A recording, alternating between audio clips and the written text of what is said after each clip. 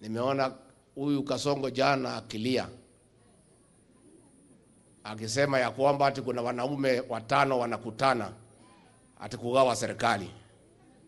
Huyu Kasongo hana habari, amechanganyikiwa. Unajua tangu alienda pale Kisumu, pale Bondo kulia machozi ya uongo, akisema atanalia mambo ya Raila. Kalonzo akaenda pale, Mama Aida na wote familia wakasema wanatabua Kalonzo. Huyu Kasongo amechanganyikiwa. Sasa wewe bwana Kibinji, katibu aletwa atea ateu. Wewe bwana Kibinji, listen here. Wewe una habari? Hao wanaume 5 wanakutana na mama moja. Hakuna serikali wanagawa. Wanapanga vile utaenda nyumbani. Hiyo ndio kazi iko mbele. Na hakuna mtu nagawa serikali.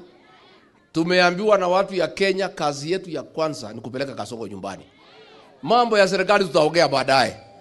Hiyo ni propaganda ile umezoea kwa magazeti, ile unalipa ati kuna watu wanakutana kugawa serikali. Wakenya wametuambia tushikane kwa sababu umeharibu Kenya kila kitu. Watoto umeua. Wale wengine umesema wapigwe risasi muuu. Masomo ililetwa na Kibaki umeharibu. Matibabu ililetwa na Uhuru umeharibu. Biashara imekwama.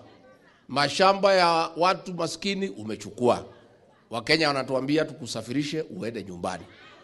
Kwa hivyo ukiona hiyo wanaume 5 na